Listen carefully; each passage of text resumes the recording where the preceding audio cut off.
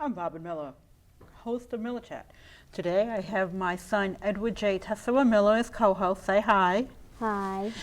And I'm happy to have two guests. I have Michele Miller, co-founder of the Central Mass Lyme Foundation, and I have Merillyn Chicknavorian. Central Mass Lyme Conference, Exhibitor Conference. Okay, is that okay? Yes. Okay. Thank you. Welcome both to my show. Good to see you again after 2 years. Yes, it's been a while. It has been, but a lot has been happening with in the work that you do. Mm-hmm. So, since you're the co-founder of the Central Mass Lyme Foundation, could you do review an update about what is the foundation and what have you done? Sure. Well, we are a 501c3 nonprofit organization for educating about Lyme disease. So that's exactly what we do. We go out and educate, raise awareness to how serious Lyme disease is. Massachusetts is an endemic state for Lyme disease. And we go out, whether we're doing presentations at school, whether we're having conferences, which we're planning our 4th conference next month on Lyme disease, or whether we're just speaking out at health fairs, garden clubs, you name it, wherever we have the opportunity to talk to people about the dangers of getting Lyme disease, because Lyme disease, it can be chronic. And that's why I brought Merillyn today, so she could share her story about why she helps us with our mission in our organization. Okay. Would you go ahead and introduce yourself? Well, I'm Merillyn Chicknavorian. I live in Fitchburg. I'm a realtor, and that's one of the many perils of our business is being out on land showing properties. That's how I got Lyme disease 6 years ago. Wow. And I had recalled an article in the Landmark about a woman who had lost her mom to the disease. And I said, I've got to find her. And when I found Michele, she said, you have to listen to me, because I was very ill for 6 months, but I came out on the other side. And I believe I was meant to contract it so I would understand what people go through when they have this disease. And I had my tick. Most people never do. And it was tested, and I knew I felt the poison go into my body. It was in less than 10 hours. So whether it's biting you or burrowing, if it has the bacteria, it's in you right away. And that's what people need to understand. So, What do you want to ask another question? So what made you want to start the Lyme Foundation? Yeah. Well, EJ, unfortunately, I lost my mother to late-stage Lyme disease. So she was misdiagnosed for many, many years. Fortunately for Merillyn, when she got the tick bite, she did contact our organization to get the help, and she did know enough to test the tick and send it for testing. Many people, unfortunately, they get bit by a tick and they don't know to even send it for testing. So I'm very lucky that Merillyn did listen to me in telling her what to do, and did get the tick tested and did get that early diagnosis and treatment, which was good. Okay. Well, moving on forward, you're here because you have your 4th. Oh my God, it's been your 4th. I know, Robbin, and I remember coming to you for our first conference that we had where you teach at Quinsigamond Community College. And Merillyn helped with that first conference, and her and her husband are back again helping us for our 4th conference. Merillyn is our exhibitor coordinator for the conference. So she is going to be handling all the great exhibitors that we have coming to the conference. Wow. So who do you have this year to sponsor? You have some sponsors? We have some great sponsors. TickReport.com is one of our largest sponsors. We have Nutrimetics, we have Fairway Mortgage, Harvard Pilgrim Healthcare, Wow. ERA Key, which is the company that I work for. So we have a lot of great sponsors, and we're still looking for a few more to help. Oh, that's awesome. And it's going to be at the hotel in Sturbridge, right? Yes, we've moved our conference to Sturbridge. Our last 3 conferences were in Worcester, which is a great location, but we thought Sturbridge we could capture a lot more people from the Connecticut, the Yes. New York, Yeah. that area, because Lyme knows no boundaries. Right, right. So it's not just in Massachusetts, it is across the country. Do you have any questions you want to ask? I have one more. So, how many? So for each conference, does the attendance rate of people go up for every conference? Well, we hope they do. I think our first conference blew us away because here we were planning our first conference not knowing how many people would show up, and that morning it snowed, remember? Yeah. So it's Oh, like, yeah, yeah. okay, we Yeah. have about 400 tickets sold, but are they all going to show up? And they did that morning. And our third conference, we had about 495 people come. So we're hoping to draw more than that to the Sturbridge conference. And now that you're by Connecticut and New York, Rhode Island. And it's not just Lyme, people with Lyme that have to come to the conference. It's people that want to know how to prevent themselves from getting Lyme disease in the first place and know what the early signs and symptoms of Lyme disease are. That's true. So let's talk a little bit about who the speakers are. We have some wonderful speakers coming to our conference, really asking nothing in return. Wow. But to have the opportunity, huh, Merillyn? I mean, these people they were just so open to coming and speaking and educating as many people as they could. We are honoring Dr. Tom Moorcroft this year. Dr. Moorcroft spoke at our first conference, and I remember that day when our first speaker was late. Dr. Moorcroft said, "I'll step in." I mean, he's like a lot of these other speakers, just willing to help us in doing what we're doing and educating as many people as we can about Lyme disease. So he's our honorary. We have Dorothy Leland coming from LymeDisease.org to talk about her book, and it's a parent survival guide to when a child has Lyme disease, because unfortunately, little kids and young adults can get Lyme disease too. And then we have Dr. Sheila Statlander, who's a Lyme literate psychologist. She'll be coming to speak. We have Cindy Kennedy, who does a podcast, Living with Lyme, and she's going to be coming with her husband, Joe Kennedy. A lot of great other speakers that we've got a full lineup, about 12 other speakers. Wow, that's awesome. Yeah, and for $30, my husband and I are going to be attending a national Lyme conference, and we are not paying $30 No, I don't think to so. attend. No, probably not. But you're probably going to be served what? Filet mignon? You would think. Right? I mean, my husband caviar? almost had an aneurysm when he was ordering the ticket. He said, but $30, you get a brown bag lunch. It's quite a deal, I think. Yeah, it's a good, and it's a good place to have good food. Yes, yeah. Wow. Yeah, so we're very excited. And That's we've awesome. been planning months now for this. It's like planning a wedding. You have to make sure all the details are in place, and it's coming up fast. You want to ask any questions about the speakers or topic? Maybe a little bit later. Okay. So, Do you want to ask about what the signs would be if somebody has Lyme disease after Yeah. a tick bite? Okay. all right. Well, Merillyn, what were some of the signs and symptoms when you got bit by that tick? Do you remember?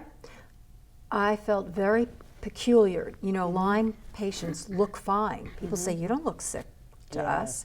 But inside the body, you have sweats, you have fever, you also have equilibrium problems, vision issues. You just cannot sleep. So there's extreme fatigue associated with it. There's quite a list. I swear I had just about every symptom on that list. It was horrific. I didn't even recognize myself. And I also had trouble with direction. I pride myself in having a good sense of direction. That went out the window with this. However, I got that back. And some days were fine. I also had 2 anxiety attacks in that 6 months. I never had that before. Now I understand what it's like. And I did have some brain fog. But I'm more fortunate than most people. I couldn't exercise. I couldn't ride a bike. I didn't feel like doing anything. I had to keep lying down. And I usually have a high energy level. It runs in the family, but it went away. And it came back, and I feel really blessed that it did, because many people, that never happens. Oh, they have it and don't know about it until it's too late? No, most people don't have their tick. They don't know when they've been bitten. You know? Yeah, and then they start having more symptoms. Right? And they're diagnosed with other things but Lyme disease. If you have the flu in the summer, it's not the flu. No. But you can get this any time of year. Ticks are very hardy. They live all year long, and they're very cunning, and they don't care who. They're just looking for a host, whether it's an animal, your pets. Rover and Fluffy come in from outside. People sleep with their pets, even if they don't. They're marching around, and it's a real problem. So tick checks are very important on our bodies and on our pets. And they're so tiny, right? The ticks are The so nymph tiny. size is like the size of a poppy seed. Yeah. That's true. So you know, Merillyn, she knew what to do. She knew to contact us for help, and she's here to help us educate others on what to look for as well. Did that answer your question about that? Yeah. Do you have a question from that? Yeah. Okay. So if you got so with those, if you had those symptoms, but like it was winter, would you still be able to have ticks, since usually most animals aren't out? So we are friends with a Cape Cod entomologist, which is Larry Dapsis, and he is our go-to tick expert. So that is a excellent question, because he tells us, EJ, that we need to worry about ticks all through the year. Okay, because in the winter we can have those warm days, right? We've had them before. Yes. Yeah, and I did a presentation on Saturday at a senior center, and one of the women coming in, she had just had a tick bite. And the weather last week, it was kind of cool, right? You would think, oh, there's no ticks out there. But unfortunately, her dog had a tick on him, and she ended up getting one on her. So we need to worry about them all the time. That's what Larry Dapsis told us. And tick checks are very important because they are tiny. And when I go to the schools, I work with the children and their teachers and the school nurses on how to do the tick checks and where to look. It's always in the warm spots in your body, right? Behind your ears and the back of your neck is where Merillyn, right? Yep, or back here. And then I had another bite a couple of years ago. It was in here. But that didn't seem to impact me because my immune system was up. So if your immune system is up, you tend not to be bothered. Right. But it can bring anyone to their knees, you know, and it has. Yeah, I mean, it doesn't just affect a particular population, it can affect anybody. That's right. All across, and animals. And animals. And even insects, right? I know someone who just lost their horse to Lyme disease, and the horse was very, very sick. So dogs, cats, horses, any other creatures can get it. You hear that? Isn't there like a shot that dogs get for Lyme disease? There is. How did you know that? Because our dog got it. Aha. Okay. There is a shot that dogs can get, which is the Lyme vaccine. You are right. But unfortunately, it may not work 100% because there are different variations of Lyme disease. So Lucy, my dog, does not get it. But I do make sure that she has a protective collar on when she goes out, because there are special collars that you can get so your dog doesn't get bit by a tick. And it's really up to what you want to do. But that is a good question, It is. too. And then there's people, what they can do to protect themselves. Right. One of these the exhibitors is Tixanol, which is a natural product to put on the skin. It doesn't harm your skin or your clothing, and that helps. I never leave home without it. I've got a little bag that from 31, you know, and I carry even special tweezers to remove tickies. And that They're exhibitor will another be at one. our Yes. conference, too. One end is for pets, the other end for humans. I never leave home without it. Yeah. And I even have a beekeeper's suit. And that's very effective. However, it not only keeps bugs away, but it keeps people away too. They scurry along when they see me coming, but I don't care. And you know we have our new spa that we opened yes, the detox. a year and a half ago. Yes. Through the people that we were helping, like Merillyn, with Lyme disease, we opened up a spa where we have several different modalities focusing on detoxification. And one service that Merillyn uses is our biocharger. And I don't know if you want to share what the biocharger has done for you, Well, there's Merillyn. different recipes. There's Lyme recipes. But last summer, I had a gate come down in a parking garage right on the top of my head. I wasn't knocked out, but I had a slight concussion and a lot of pressure, no headaches. So Michele did the research and called Biocharger and said, do you have anything? And it was recovery head. So I went in, it was a 20-minute recipe. In the first 10 minutes, I felt the pressure leave. And I had another session that week, and I never had any other issues. I went to my doctor. She said, you do have a slight concussion, but she said, you're doing well. So I swear by it. That's something very tangible that people can relate to. You know, by I wouldn't have believed it if I hadn't had that experience. You know, I'm like, wow, there's something to it, because we're made up of energy. And this is energy, and it gives, and it knows where to go in the body too. It's just incredible. Do you have any questions to ask about the So- biocharger?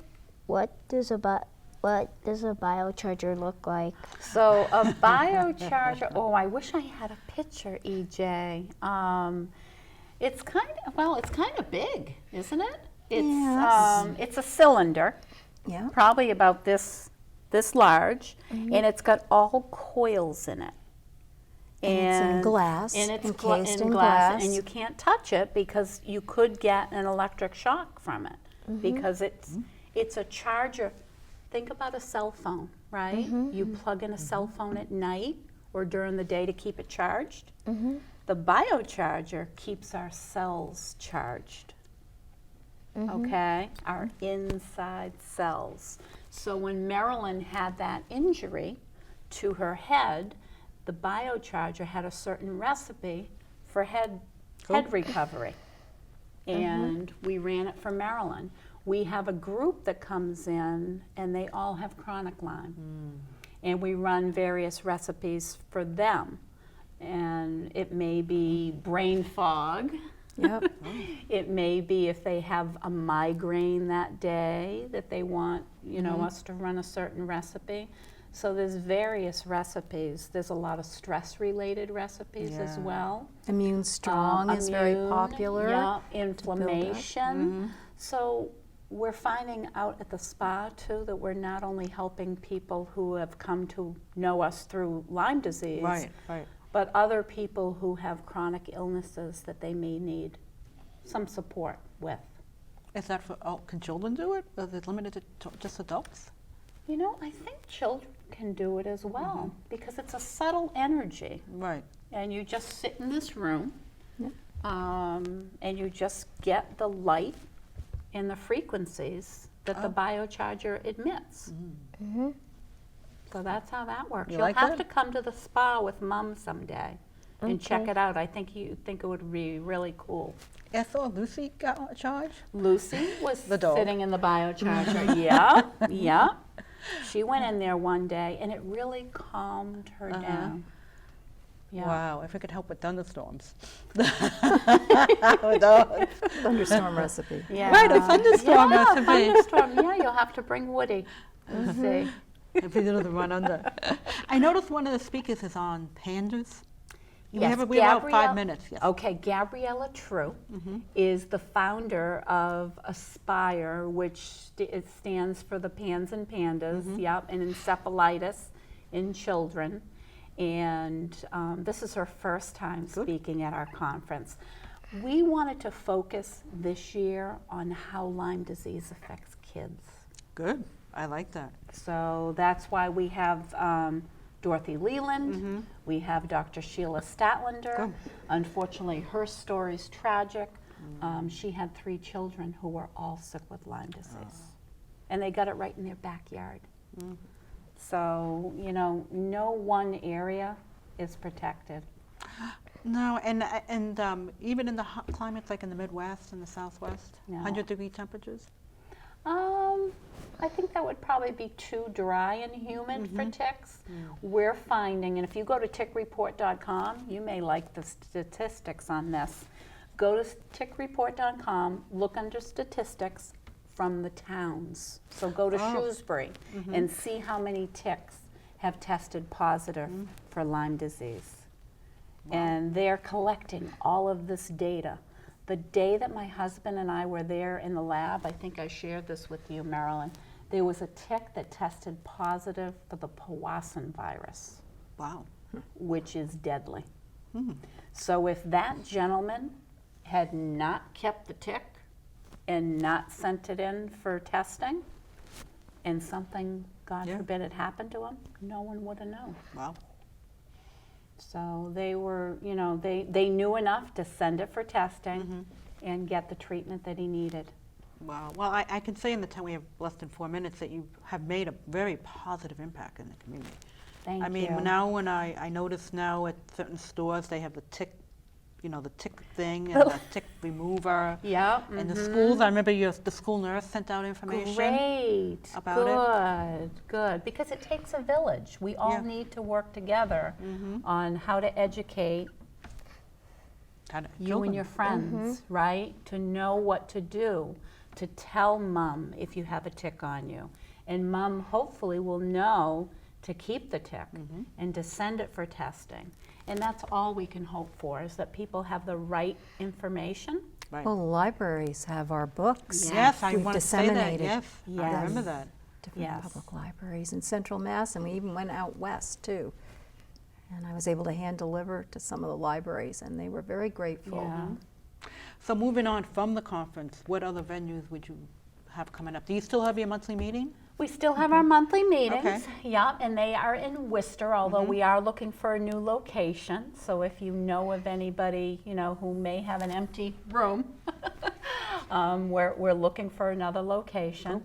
And we do meet the second Saturday of every month, except in December, because it gets too crazy for people Right. that time of year.